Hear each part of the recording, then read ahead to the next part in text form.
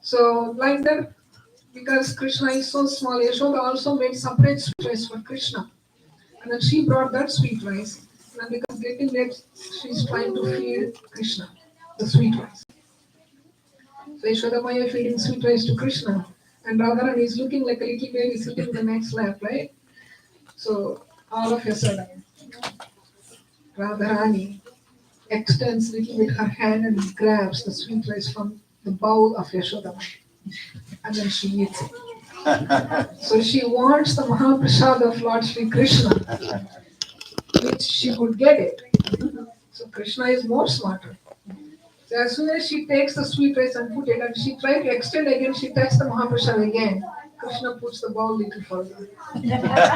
And then now what it has, Radharani ate, and then she touched again with the same hand the prasad. Now it became Prasad of Srimati Radharani. Now without Yashodamaya feeding, Krishna grabs it and eats. So their sweet loving exchanges started at that little age because they're eternally the loving couple in Golaka Vrindavan. So as they grow up, they wanted to have their own pastimes. So one day, gopis, all the gopis, there are in Barsana, most of you all went to a place called Vrindavan in India. Those who doesn't know, there's a place in India, it's called Vrindavan. That's where all these pastimes happened when Sri Krishna appeared 5,000 years ago along with Srimati Radhika. So Brahma has a desire to serve. So I don't want to go into that pastimes because if I go, then we are here for until next Saturday. So, so, so Brahma has a desire to serve Srimati Radhika, and Brahma Vimochan is like all that pastimes happen. So he appeared as Brahma has how many heads? 4 heads Brahma has. So 4 heads appeared as 4 mountains in Barsana where Radharani is. So all the Sakhis and Radharani and Gopis, they all play on those 4 hills all the time. So one day they are playing in one of the hills called Viharghat. So Krishna sees them. Oh, they are playing. So I also want to go and play. So he goes, can I play? They're like, sorry, you're not allowed. So they're like, why? He's like, we know you, we're all playing, we don't want your mischievousness here. So you get out of here. You're not allowed to play. It's all part of Leela, but they're saying get out of here from there. And Krishna really wanted to play with Srimati Radharani. So Krishna with his Yogamaya potency, we have 2 energies of Krishna. One is Mahamaya and one is Yogamaya. Yogamaya is his spiritual energy, the internal energy of Krishna. But Mahamaya is where we are all experiencing nicely in this material world. So with his Yogamaya potency, he all of a sudden creates a sandstorm. And the sandstorm goes in such a way that all the gopis, when they could not see, they're, covering their eyes, closing their eyes. But the sandstorm passes Radharani and goes to the rest of the gopis. And then Krishna sneaks in. And then he starts playing with Radharani nicely. After playing nicely, then he says, Yogamaya, now go. Now all the sandstorm goes down and gopis opens their eyes. And what had happened? He's like, I don't know. You just said I'm not allowed to play. I'm just here still waiting, looking for an approval. But the way Radharani blushed, the way Radharani felt shy, all the gopis could understand he's a cheater. He's lying. Right? He's lying and he's cheating. So one day, all the gopis and Radharani, they used to carry these milk products, milk, butter, yogurt, and take it to the villages. And so one day they're carrying their butter pots every single day. All the cowherd boys, gopas, they sit and they throw stones. I don't know what you call slingshot. Using slingshot, they put the stones, and as soon as it breaks, they're going to put their mouth under the pot because the gopis doesn't even know because it's going in the bag, right? So one day the gopis decided that it's too much. Because we are walking, by the time we walk certain distance, the pots are empty. There's no more weight in the pots. So they wanted to teach a lesson to Krishna. What they did, they divided half and half. Half of the gopis are carrying the butter pots and yogurt and milk, everything. Half of them were hiding in the bushes. So as soon as they saw this group in the back holding the slingshot, everyone comes out of the bush and they catch hold of all the cowherd boys and they don't want to punish everybody. They wanted to punish this one mischievous boy, right? Krishna. So they said, okay, let's do this. And they dressed Krishna like a gopi. They put a sari on him. They put, all the earrings and everything. And they gave him one pot. And he said, now you carry the pot. And then he's like, no, don't even dress me like this. He's like, no, you're carrying the pot. We have no choice. We are majority now. So Krishna was carrying the pot. When Krishna was carrying the pot, they started putting the slingshots. It's a yogurt pot. So what happens if you put so many holes on the pot, everything started dripping, right? And then Krishna is full of yogurt. Did you ever experience that, seeing Krishna full of yogurt? Yes? During Janmashtami, we put yogurt, honey, ghee, milk. So that's all is happening in Vrindavan. So Krishna is full of yogurt. And then they all laughed, and then they have their own sweet pastimes. So I'm narrating a few pastimes, so we are getting into the mood there. So Radharani is the embodiment of selfless love for Krishna. She has the supremacy of Vrajabhakti, the bhakti of love and devotion of Vrajabhakti. So when she wanted to, like when Chaitanya Mahaprabhu, when he went to Sri Rangam and he met Venkata Bhatt, he's a Sri Vaishnava devotee, Venkata Bhatt. So during Chaturmasya, those days, Chaturmasya means, these are Telugu, the Sanskrit calendar means. Chaturmasya is the rainy season, like our fall, our spring, like that. So those days, it's not like we sit in the car and drive and go. Those days, they used to walk place to place, place to place. So during Chaturmasya, they don't travel those 4 months. They are in one place. So Sri Chaitanya Mahaprabhu, I will tell you who is Sri Chaitanya Mahaprabhu in 2 minutes. So Sri Chaitanya Mahaprabhu, he met Venkata Bhatta and he asked, what's wrong with your Lakshmi Devi? Lakshmi Devi is their worshipable goddess. She's like, do you know she's not allowed to come into Rasa Leela of Radha and Krishna in Vrindavan? And Venkata Bhatta said she has, they didn't allow her. She has the desire, but they didn't allow her. He's like, why? Why they didn't allow her? And then Sri Chaitanya Mahaprabhu says, when goddess of fortune, who has the opportunity to serve the lotus feet of Narayan, Vishnu, in the spiritual world, she wanted to come and take part in the Rasa Leela of Krishna. So she comes to Vrindavan, and Gopi says, you wanted to be in the part of the Rasa dance? Yes, you can, but you cannot come like this, as a goddess of fortune with that kind of a bhava, shakti, and then all the ornaments, this and that. So they said, you cannot come with this bhava. You need to change. Your attire has to be changed, your bhava has to be changed, and your mood and attitude, everything has to be changed. And they say, if you have to become a gopi. And she says, so what I have to do? Becoming a gopi is not a problem. Just like a gopi, and you become a gopi. Right?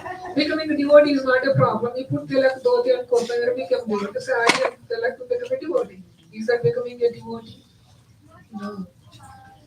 So they say, okay, you have to make cow dung patties. Goddess of fortune, Lakshmi Devi, right? From Vaikunta. From Vaikunta, goddess of fortune comes and the gopi says, can you make cow dung patties? And then she is like, cow dung patties? I cannot make cow dung patties. I cannot serve like that. Then he says, you're out. Sorry to say, you can't come into Rasa Leela. You can watch from outside, like the way in the CCTVs, CCTVs are So you have to become gopi, otherwise there is no choice. So then another pastime is one day the gopis they were searching for Krishna. Krishna is as naughty as he can. He went and hide. We don't want the gopis to find him. So they found him. They didn't find him. They were looking for him. So then they're asking every tree because in spiritual world everything speaks. Everything the tree speaks, the fruit speaks, the flower speaks. Every living entity speaks and they serve their Krishna. So in Vrindavan they're walking and they're asking every tree, did you see Krishna? Did you see Krishna? And then they see the four-armed form of Narayan standing right there. So they offered respectful obeisances to Lord Narayan. And the Lord asked, what benedictions I can give you? And they say, did you see Krishna? They're like, I'm asking what benediction you want. I said, that's the benediction we want. Where is Krishna? Did you see Krishna? And they're like, no, I didn't see Krishna. So then said, okay, thank you. And then can you imagine? Mahavishnu standing there with four hands, holding, Shankar, Gada, and then four lotus and everything. Then did you see Krishna? Didn't see, thank you. And then they move on. And then Radharani is also looking for Krishna, so she's little behind. Then Radharani comes looking for Krishna. And then when Mahavishnu, or Vishnu form, who is standing there, and Radharani also comes and she offers obeisances very sweetly. She asks, did you see Krishna? And then two hands of that Vishnu melts down. Because he couldn't hold anymore. Krishna himself trying to be in the four-armed form, trying to create rakas to the gopis. So he was trying to cheat them, but when she sees Radharani and her love for him, the two hands melts down. And then Radharani is like, it's you. No, I know it's you. So then she called all the gopis and then they have their own playful times. So same thing with Lord Shiva. Lord Shiva wanted to also come and be part of the, rasa dance. And then they say, no, you can't be part. You're a male, first of all, you're not allowed. So there is a lake called Manasa Sarovar. How this lake formed. So one day Srimati Radharani, she was very upset with Krishna. With Krishna is being very, very mischievous and naughty and he's teasing her so much. So she got upset and she went to a place called Man Mandir. Even till today when you go to Barsana, there is a place called Man Mandir. Beautiful place. It's the favorite place of many devotees to do japa, to do Nam Kirtan. So then she feels so upset about Krishna that she left Krishna and came and she starts crying. Her tears formed that lake called Manasa Sarovar. So when Lord Shiva comes and he wants to be part of the rasa dance, they said you cannot be part of the rasa dance because you're a male. Then he goes and approaches Vrinda Devi. Vrinda Devi is our Tulsi Maharani, the form of our plant where we worship every day morning. She is the one who arranges everything, the pastimes of Radha and Krishna. He says, now I really want to be part of this Leela. What can I do? He says, okay, you go and bathe in this lake called Manasa Sarovar. So he goes in and he takes bath. When he comes out as a gopi. Right? But he has still holding this Ganga half moon on his head. So cute little gopi with all that on her head. So then they said, okay, even though you are, a gopi, but still you cannot be part of the dance, but you can be the guardian. You guard the Rasa Leela when it is happening, so no one else enters.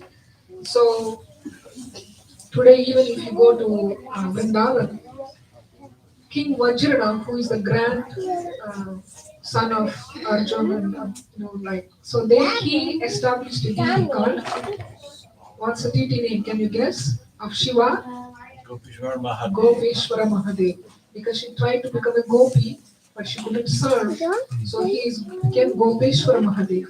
So the deity is still there today. Where during the day, when we go there, we can do abhishek to him, offer flowers to the Shivalingam, but during the night they dress the Shivalingam as gopi. And then you can have the darshan of Shiva in the sari there. So, and then there is another place called Nidhivan. How many of you went to Nidhivan? So Nidhivan is a beautiful, beautiful place. But you see, it's not like our material world, right? Every day, every Saturday, it happens only at Great Power, whatever this learning center is. The programs happens only here. It's not like that. Rasleela, they are taking different places in the forest. So even at Nidhivan, sometimes the Rasa dance happens. So they have a beautiful, even till today, if you go, it is there still today. They have a beautiful house with so many mirrors inside and few beds, 2, 3 beds, and a lot of jewelry you can see from outside. So much of jewelry, so many mirrors, very eloquent and like very posh beds. And when we went a few years back, I never went it. When we went to Guru Maharaj's yatra, we didn't have time to go there. He took us to prominent places.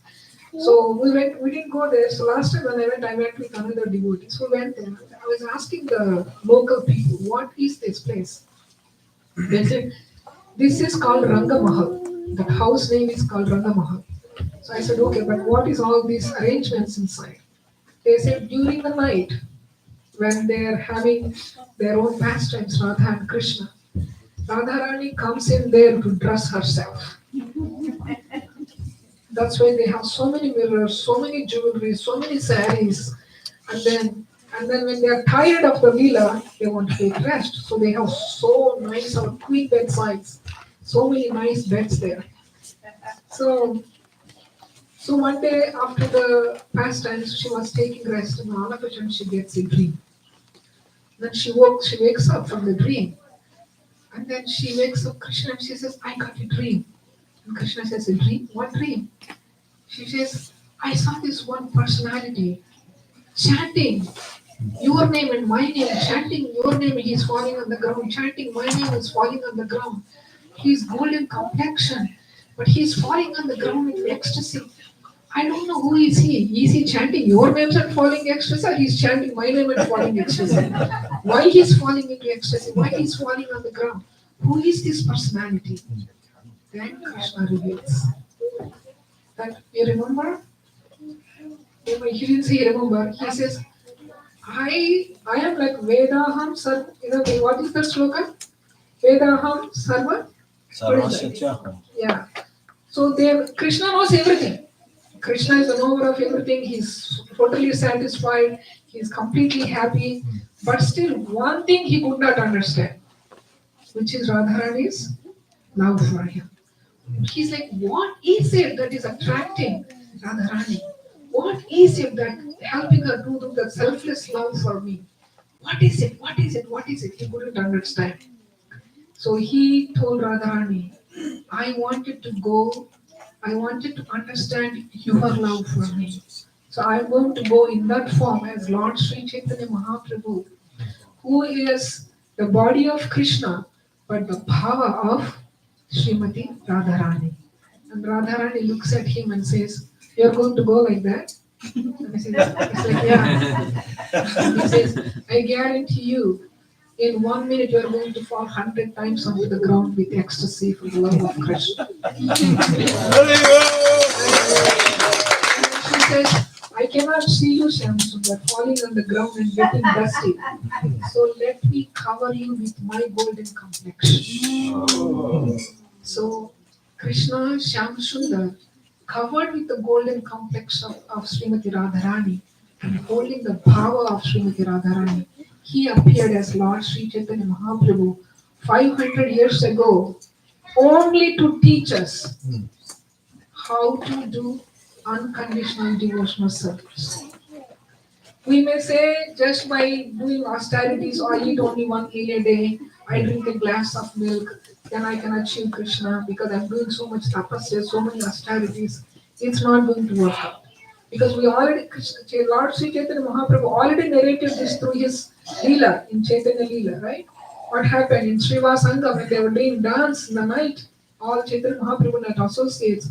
One Brahmin, he really wanted to go and see this ecstatic dance. So, but he's a very pious Brahmin, very, very pious Brahmin. So he goes and talks to Srivas. Can you please come? And Srivas says, Baba, Chaitanya Mahaprabhu gets very upset, but I can hide you. So you hide here. When we dance, you don't make any noise. You can just watch, peek through. So they hide this Brahman. And then Chaitanya Mahaprabhu started dancing. After a few minutes, he stops. He says, I am not feeling the same ecstasy that I feel every single day. What is wrong today in this house? And she was left with nothing, my lord, nothing. Everything is as usual, like every other day, nothing, nothing. And he starts dancing again. After some time, he says, no, I am not feeling the same ecstasy. I need to know what is the reason. There is something going on here. And she was Thakur begs forgiveness from the Lord, and he pulls this Brahmin from the corner. And then he says, he's a very pious Brahmin. He drinks only milk. He does a lot of austerities. Chaitanya Mahaprabhu says, right now, out. Just by drinking milk, just by offering one flower, they cannot attain. We have to develop that unconditional, unmotivated, uninterrupted devotional service towards Srimati Radharani and Krishna.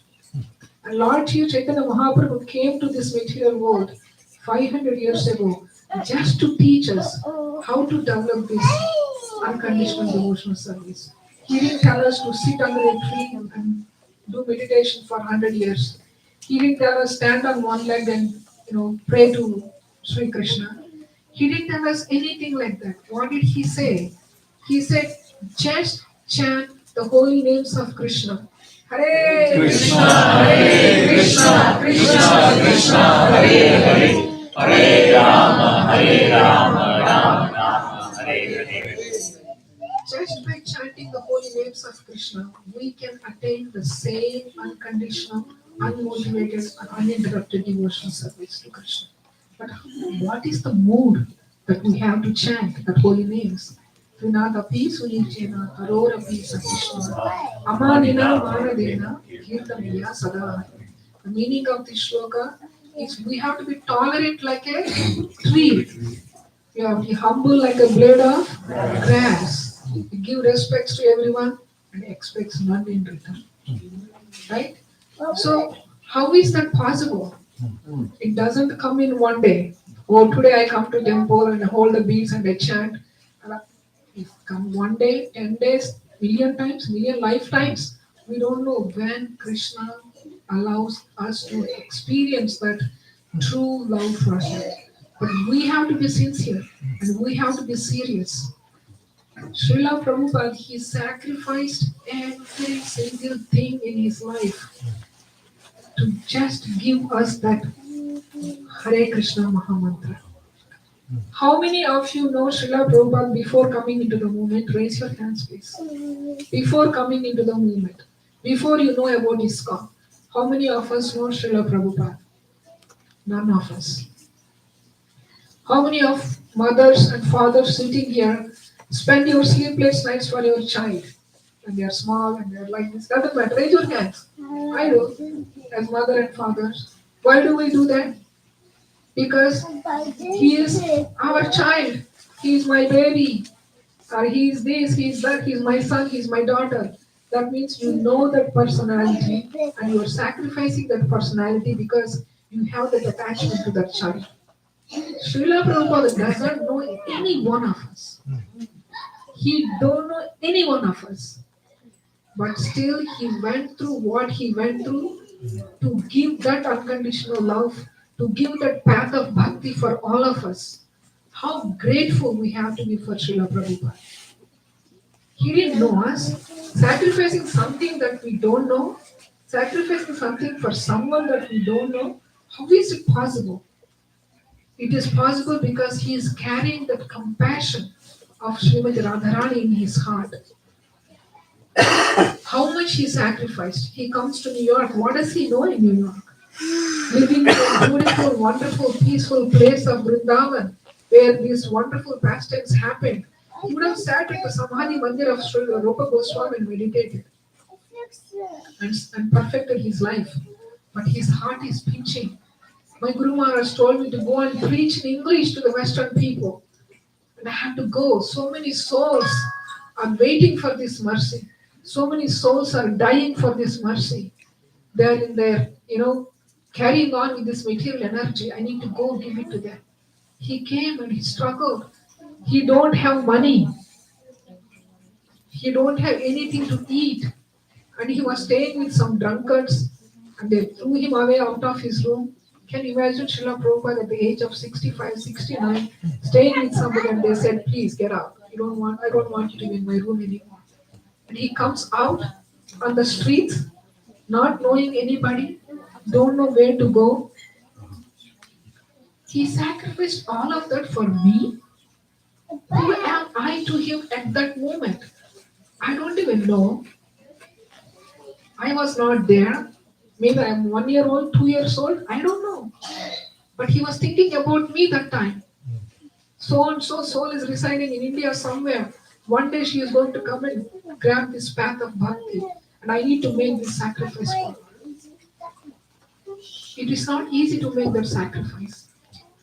It's only by the empowerment of Srimati Radhika, Sri Radharani, that he could do that for all of us. And we have to be in the movement. Either we serve individually or we serve as a community. We have to adopt that mood of selfless service. We have to think every single day, what can I do? What I am going to contribute to this movement that has given the life to me? What can I contribute to this movement that a great soul sacrificed for his life? I was sharing with Mother Kamagiri while I was driving to Cleveland today. That some of the things it's very difficult to relate. Where did Srila Prabhupada born? Calcutta. He has a beautiful family of mother, father, and they used to worship Radha Govinda in their own deities from childhood. He has a wonderful family. And then he has sisters, and he has a beautiful family, and then they got married. Father, mother passed away, then he got married, he has his own family, and he started his business. Everything happened in Calcutta except the Prayag pharmacy. He went to Allahabad, but most of the time he spent his time in Calcutta. He born in Calcutta, he brought up in Calcutta. Everything happened in Calcutta. And after when he took sannyas, when he went to Allahabad, to that place called Jhansi to open the League of Devotees. And finally he come to know it's all political. He left everything and he started coming back to Calcutta. And then he calls one of the Gaudiya monks and he says, I have no place to stay in Calcutta. Can I have some place to stay? Can you imagine? You born in the same city, you brought up in the same city, you led your life of so many years in the same city. Now we don't have anybody there.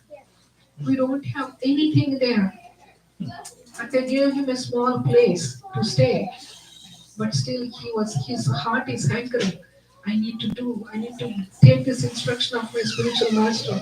I have to take this preaching of Sri Chaitanya Mahaprabhu to the Western world.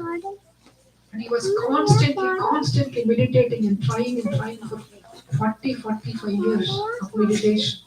And finally he came for you, for me and you. That is the sacrifice he has done. Just put your hand on your heart and think, what sacrifice I am making for this movement to go forward?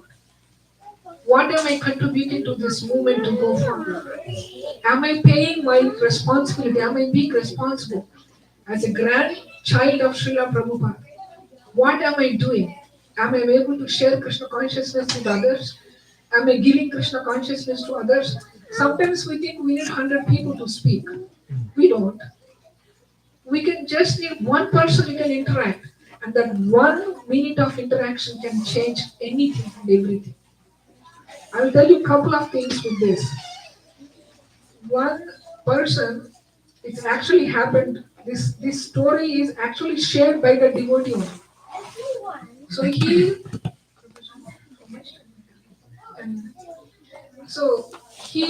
wanted to commit suicide. So he went to a subway station. I mean, it's not like a train station that where you get the subways comes too super fast. So his time was standing. The train is coming. He was right there standing, closing his eyes. This is it. I'm going to end my life today. In the last minute, like very last minute, he got scared.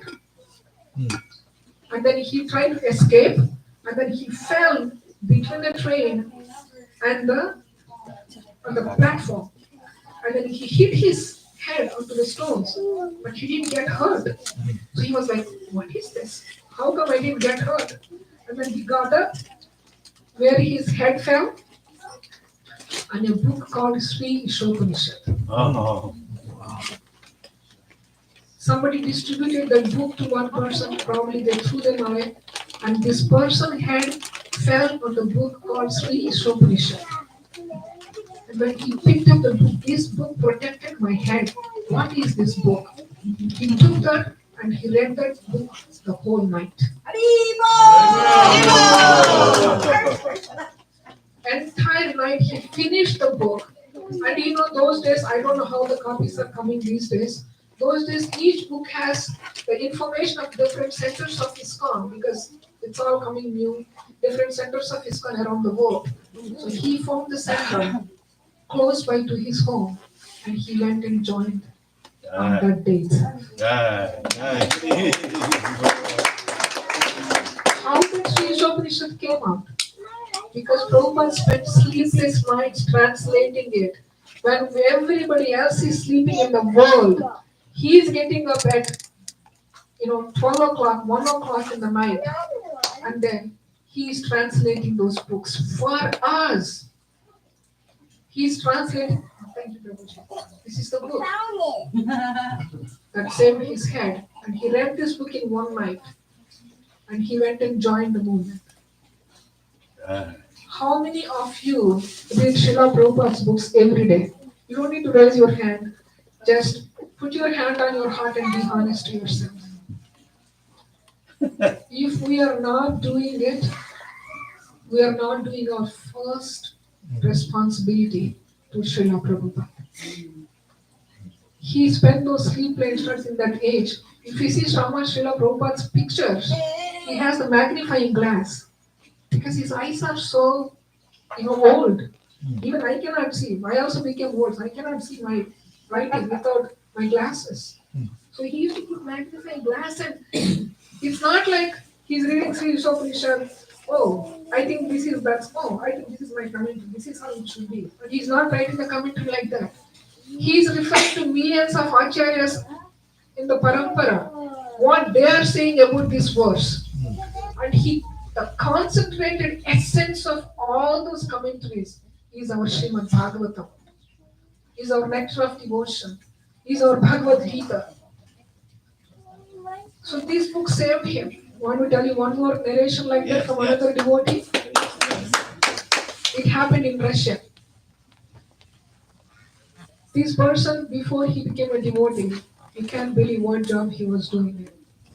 He was a butcher. What is butcher meaning? Chop, chop, chop, chop the animals' heads, right? They hang them up and the machine keeps going. All he's done is chop the heads. Chop the heads of cows, chop the heads of pigs, whatever it comes in the belt. One day he was so tired. So all day he's bloody, very bloody because just imagine chopping and the blood's just going everywhere. So one day he was so tired. Just to make sure I'm telling you, these are not my make-up stories. There is a series, if I remember the name, I will forward that series to Punjari Mataji. This is all different Srila Prabhupada disciples sharing how they came into the movement.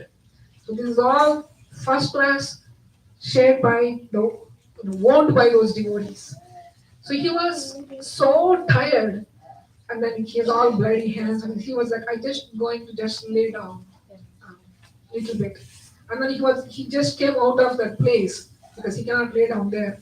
Outside the door like that, he was just lying down like this.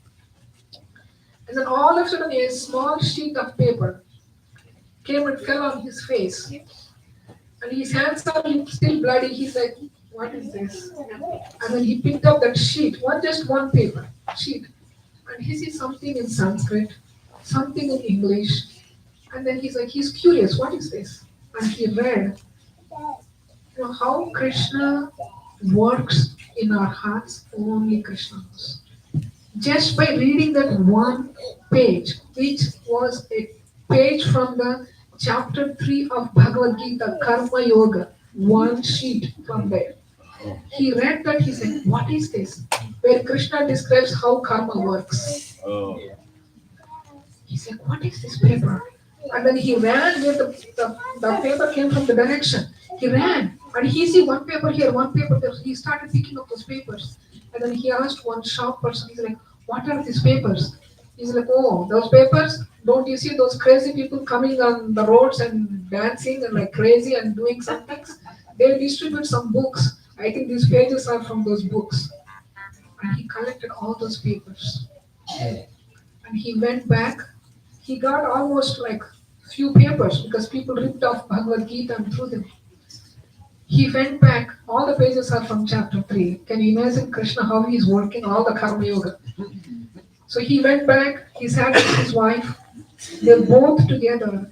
They read those pages. And they both hugged each other. They started crying. They were crying whole night. What kind of activity that we are doing in our lives? What kind of karma we are accumulating in our lives? We don't understand this philosophy. We don't understand the logic behind this. But we wanted to know what is this. And he said, that shop person, he said they'll come on the streets. So every day they were going and waiting for the Sankirtan party to come on the streets. But that week, nobody came for a week. But every day, wife and husband goes in the morning, he stopped working immediately. So they were sitting there and waiting. And one day he saw the Sankirtan party coming. Two of people wearing saffron and dancing. So he ran to them. He's like, where are you guys? Where are you guys? I'm looking for you. I'm looking for you. These papers we got. He said, oh, this is from Bhagavad Gita. We are sorry that somebody ripped off. It's our, it's like Bible for us. It's our ancient scriptures. He's like, please, can you give us a book? They gave him one Bhagavad Gita. Both wife and husband sat 2 days without sleeping, without eating. They read entire Bhagavad Gita. Immediately with the family, he moved to the temple. And the temple, they told him how, he told them how he wanted to sacrifice everything for this moment. They told him, if you want to go, you can go to Mayapur and Vrindavan, where there is a wonderful place to practice this devotional service. If you're that much interested, want to do a whole life, please go ahead. And he moved to Mayapur. From that day till today, he was there. Right. Whatever